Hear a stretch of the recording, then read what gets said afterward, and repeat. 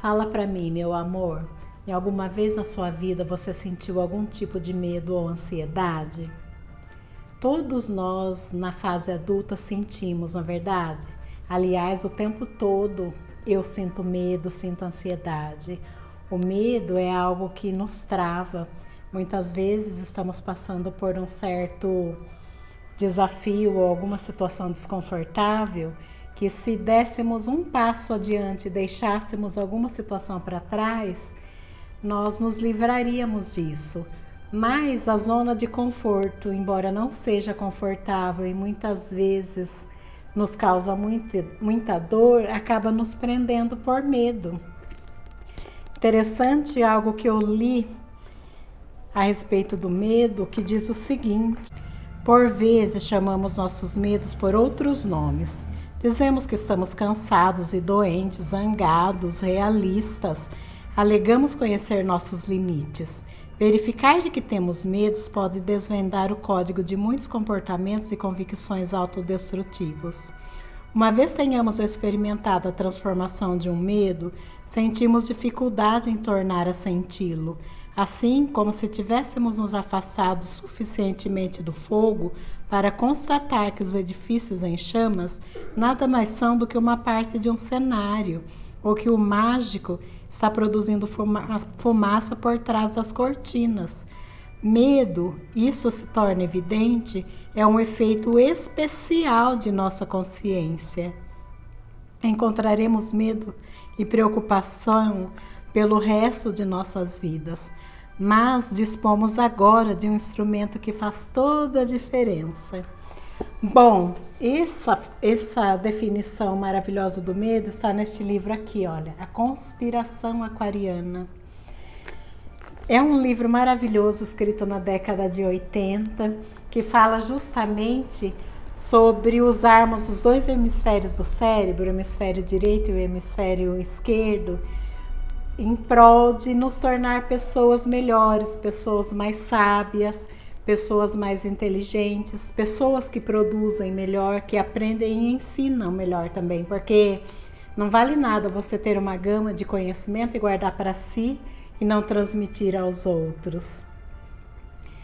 Então, a conspiração aquariana se trata disso, de como as coisas que vieram a partir dos anos 80, a divulgação da física quântica, como a meditação, como a filosofia indiana, como a alimentação ayurvédica, como isso tudo trouxe benefício para a humanidade ao longo do tempo. Gente, quando eu li esse livro, eu tive a impressão assim que eu entrei numa cápsula do tempo. Por quê? Porque assim, ela deu esse nome, Marilyn Ferguson, ela deu esse nome a esse livro porque até agora, né, começo de abril, nós estávamos na era de peixes e entraríamos na era de aquário. Então ela achou interessante colocar esse livro, Conspiração Aquariana. Foi um livro escrito nos anos 80 por uma jornalista de uma visão assim ampla, maravilhosa, e que ela diz que se cada um procurar transmitir o seu conhecimento de uma maneira generosa, tanto no ambiente político, como no ambiente científico, como no ambiente acadêmico, como nas escolas e também nas casas, a vida vai se tornar muito mais fluida, sabe? Muito mais interessante, as pessoas muito mais generosas. Então é um conceito bem legal. Então ela pergunta: será que você é um conspirador aquariano? Em que sentido? No sentido bom da palavra.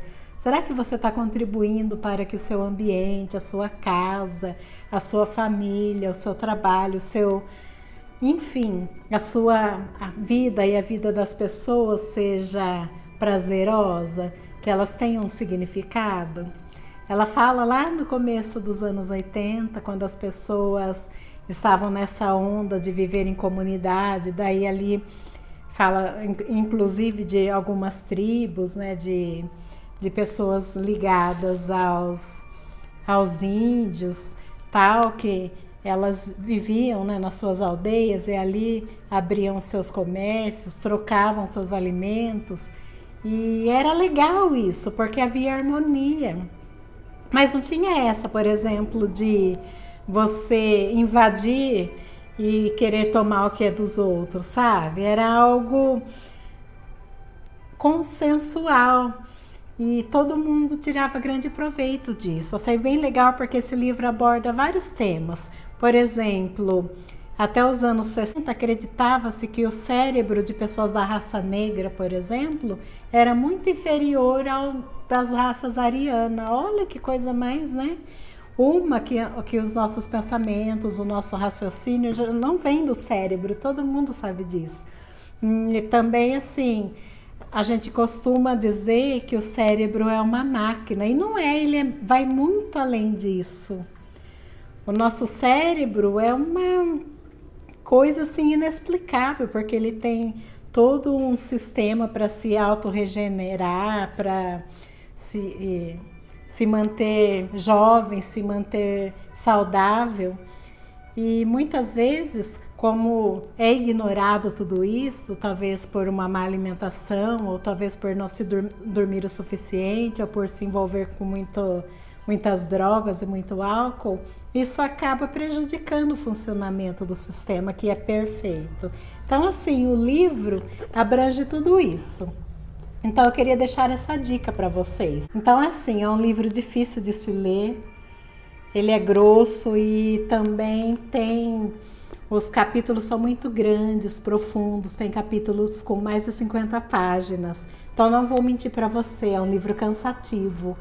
Mas para quem gosta, para quem curte ler, para quem curte essa coisa de expansão de consciência, de derrubar crenças, paradigmas, é uma excelente leitura.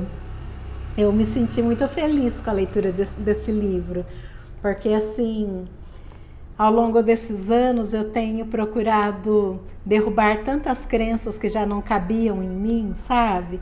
E eu me identifiquei muito com esse livro, de verdade. Então a dica de hoje é essa: procurem em sebos, procurem em livrarias mais antigas, de repente vocês deem a sorte de encontrar, ou no Kindle também, né? Eu não gosto muito de livro digital, mas felizmente há livros que muitas vezes nós não encontramos e que estão disponíveis no sistema digital. E é isso, a dica de hoje é essa, espero que gostem. Um beijo e até o nosso próximo livro.